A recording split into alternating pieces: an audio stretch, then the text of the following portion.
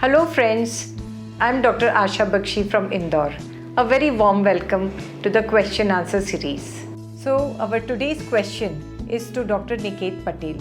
Dr. Niket Patel is the young gynecologist from Anand, Gujarat.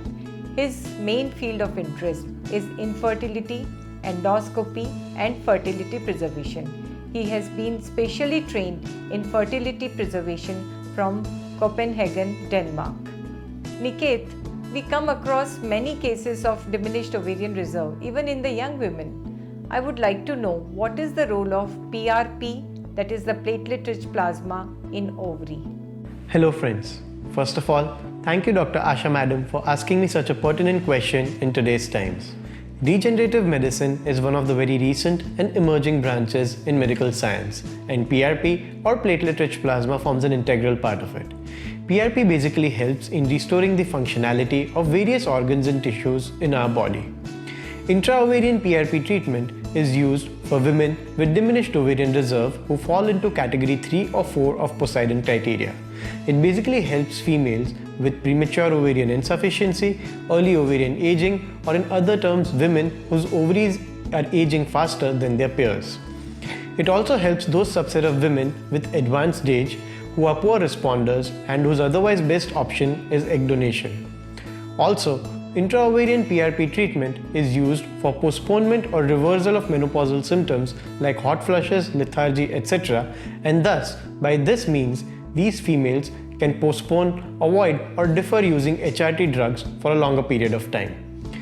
Now, before enrolling the patient for an intra-ovarian PRP treatment program, we need to do a karyotyping test and only include those females which have a normal karyotype.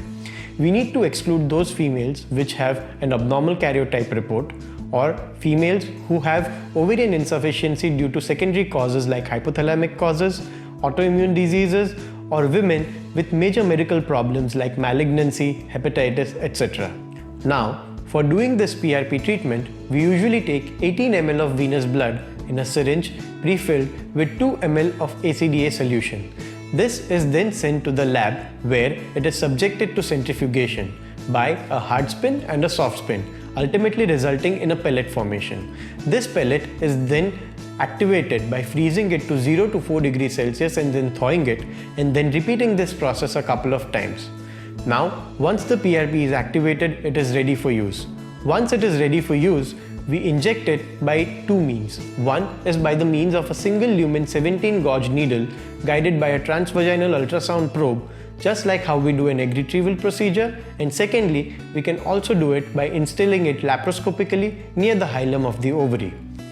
As far as the results are concerned, the initial results are very promising, and global studies have also given a positive outlook on the PRP treatment. We at our center have also seen some great results, with a few patients managing to conceive even naturally post PRP treatment and few other patients who have conceived by IVF treatment post PRP. But I'd also like to say that multiple studies in different geographical populations and more robust data is required to stamp our affirmative and build an overall positive consensus on this procedure. Thank you and stay safe.